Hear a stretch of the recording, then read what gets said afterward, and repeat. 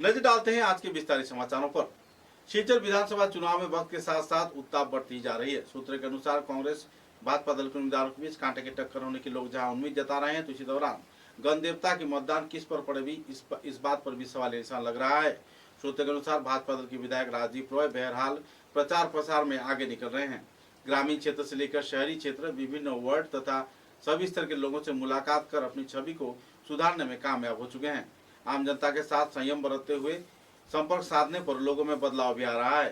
सूत्रों के अनुसार शिलचर आसन में बड़े पैमाने पर भाजपा दल के उम्मीदवार तथा मतदाता के सहयोग से आखिरकार राजीव राय को मतदान मिलने की लोग उम्मीद जता रहे हैं। राजीव राय हर एक क्षेत्र में अपने संपर्क बरकरार रखे हुए हैं।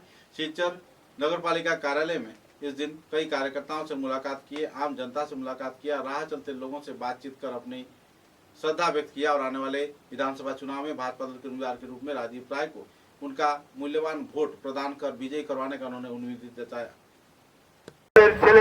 डॉक्टर राजदीप राय के विजय जयमाल्य परिये दिन आसुन आमरा आगामी 9 एप्रिलेर ওই ঐতিহাসিক নির্বাচনে আমরা আমাদের নিজ নিজ ভোট কেন্দ্রে সকাল থেকেই শুরু করব প্রতীক চিহ্নে ভোট দিতে এবং আমরা আমাদের ঘরের ছেলে ডক্টর রাজদীপ রায়কে বিপুল ভোটে জয়যুক্ত করব। এই অঙ্গীকার করে চলুন আমরা শুভানুধ্যায়ীদের নিয়ে এগিয়ে আসছেন এক পদযাত্রার মাধ্যমে। আপনাদের আশীর্বাদ পুষ্ট হওয়ার জন্য শিল্পবাল্য পরিয়ে বন্দে মাতরম, ভারত মাতা কি জয়। এখনই আপনাদের সম্মুখ দিকে এগিয়ে আসছেন ভারতীয় জনতা পার্টি আমাদের ঘরের ছেলে ডক্টর রাজদীপ রায়।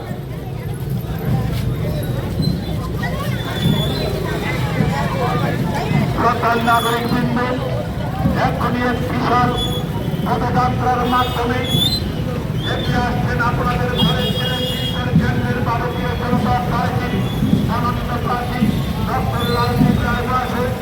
ওনার সঙ্গে শিলচর পদযাত্রায় আমাদের ভারতীয় জনতা পার্টির বরিষ্ঠ কার্যকর্তারা,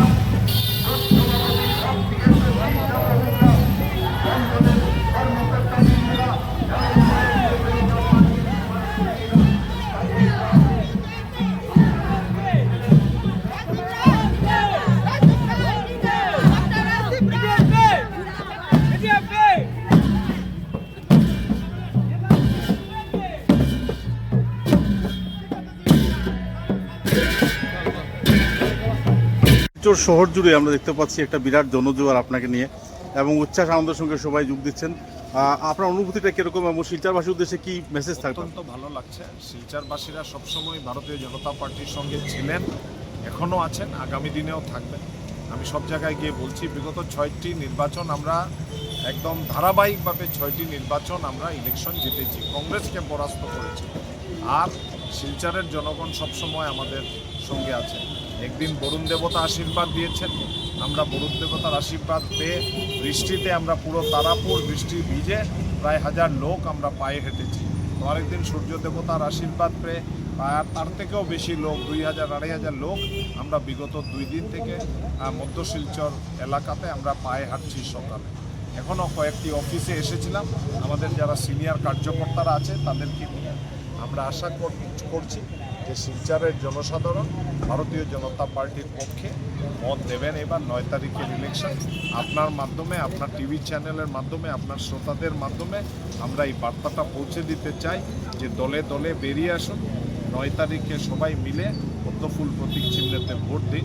এই আবেদনটুকু রাখলাম, আমাকে আশীর্বাদ দিন এবং আমাকে সেবক হিসাবে শিলচর 118 নম্বর শিলচর বিধানসভা চক্রের কাজে নিয়োজিত করুন। ধন্যবাদ।